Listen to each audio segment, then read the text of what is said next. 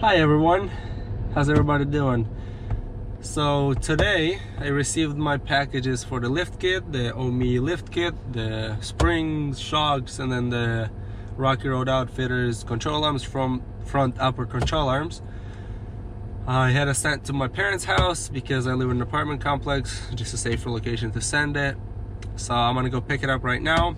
Called my friend. He said he'll try to get it installed today, hopefully, if not tomorrow. So I'm excited. Let's go pick it up, and then I don't know if I'll be able to take a video of the install because I'll probably be dropping it off, so I'll be home. So probably not, but I'll show you guys the Jeep before and after the install of the lift kit, and yeah, see you guys later. So here's the last time you're gonna see this low. The front end, actually, that's the main point why I'm doing the lift kit. It's a lot lower. Let me go right here. Look at it from a side there. The front end is about an inch and a half lower than the front. Then that's not the part that I'm worried about. It's just that, yeah, like I said in my previous video, like on the bumps, it rubs right there on one of the, where the clip goes in into the, I don't know, earpiece you can call it, whatever. I don't know, I can't see it with the camera right there. It rubs on that. Like the fender liner is fine, it doesn't rub on the fender liner, but when you go over bumps, the threads on the tires right here rub right here. So yeah, we'll get rid of that, and hopefully the new look will look better than this. And here the babies are. Some Nitro Charger Sport coil springs. I'm guessing these are gonna be the shocks in here, and then right here the control arms. Yeah, buddy. That's how they look. I'm probably not gonna open them. I'm just gonna load them up and take them to the shop. So I decided to show you guys how the control arms look. So this is it right here.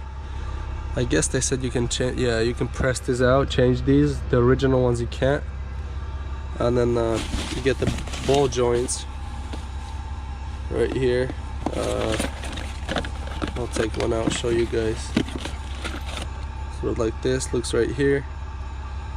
Then they got the covers. The bolts come with it, and then the rubber covers as well. So yeah.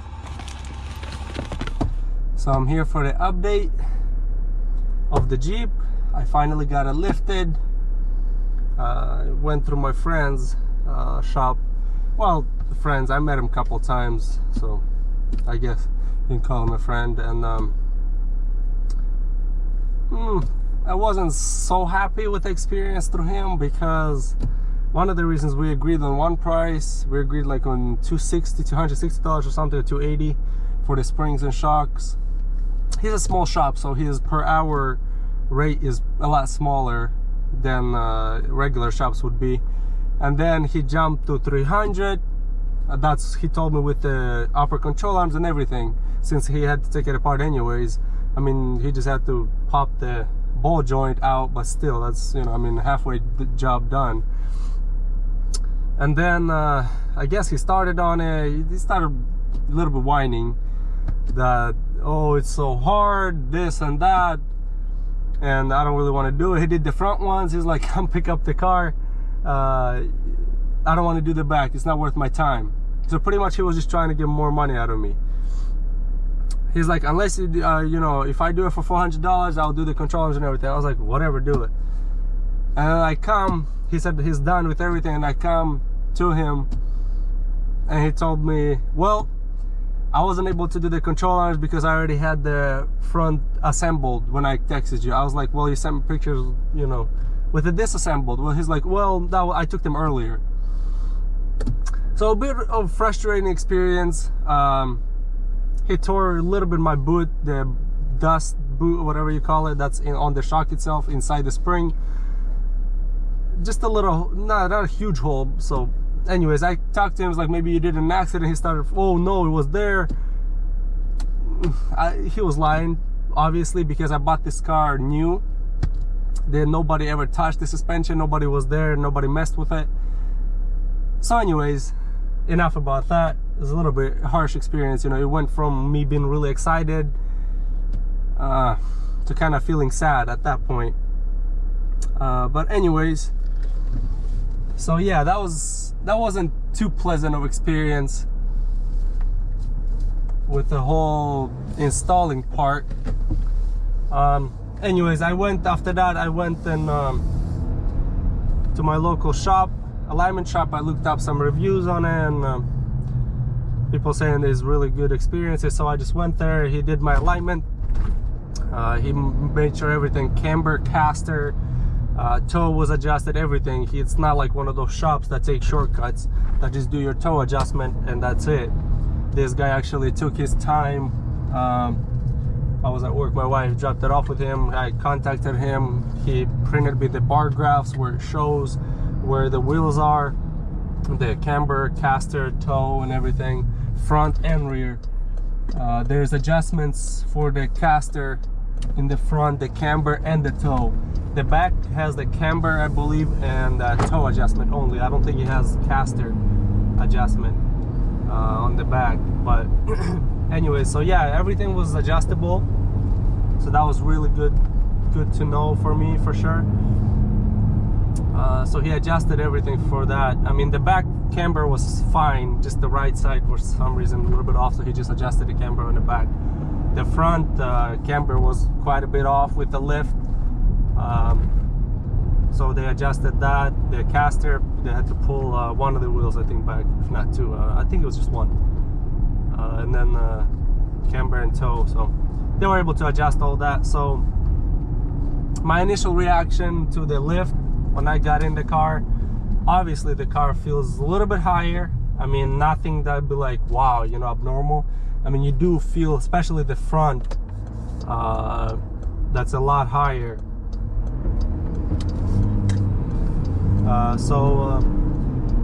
Sorry about that, I just was turning left. The guy was yielding to me, he didn't have this turn signal on. Use your turn signals when you guys drive, that's unsafe. Anyways, so it feels a lot higher. Over bumps, when I got it installed, the first thing I did, the street to my house has bumps, speed bumps on it, and that's mainly where I was able to see the difference on the shocks themselves. Like on those bumps, I was maybe able to go 30 miles per hour, and I was already able to feel it, like the car, you know, gave you a nice throw up, you know, jumpy situation. And now when I go over bumps, like, I mean, I go a little bit even higher speeds over those bumps, and it absorbs the shock so well. I was shocked.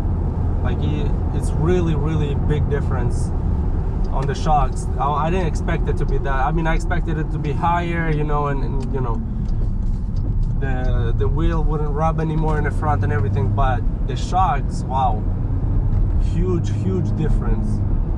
Like, I'm gonna go over a speed bump going, what, 35 now?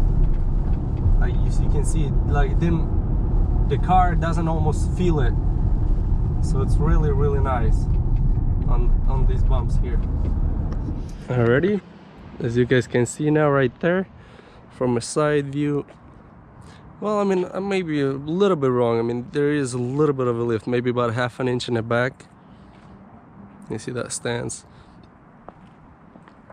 The front here, as you remember before, it was really low, maybe 3 fingers, 2 fingers, so it lifted quite a bit.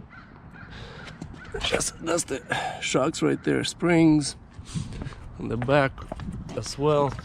I don't know if you guys can see that underneath there, right there. So yeah, the lift looks really nice. I don't know if a higher lift kit, a 2.5 inches lift kit, I don't think that would look good on these cars unless you put a lot bigger tires than I have right now.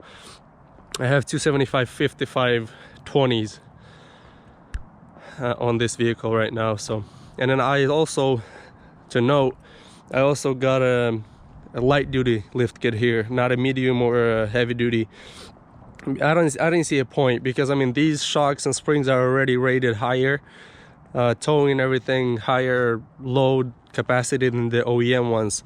So I mean I'm not going to be towing anything so much heavier rated than OEM anyways. So I didn't see a point. And then I talked to the Rocky Road Outfitter guys. They said they wouldn't recommend anything higher than light duty unless I was putting like heavy metal bumpers in the front and towing really heavy loads. So I just went with the light duty. I'm really pleased with the lift, I'm gonna say. It's really enjoyable to drive, big difference, no more rubbing, I don't have to worry about anything. The car is pretty much complete now. I didn't install the control arms as well. I forgot to note that the guy didn't install it, and he was able to adjust the camber enough. So you don't really need the control arms to get your alignment perfect. It doesn't change it much with this lift kit, so you don't have to get the control arms. I paid the extra, I don't know, I think $180 or $70 for the control arms, but those were not needed anyways. So I was kind of upset that he didn't install it, but whatever. I mean, the car looks good, the alignment is good, so yeah. So yeah, if you guys have any questions, comment in the comments below, like, subscribe. I mean, any modifications, any work or fixing I do on any of the vehicles, the Volvos and the Jeep, I will be posting a video and showing how to repair it, how to diagnose and that. So yeah, see you guys next time. Ciao.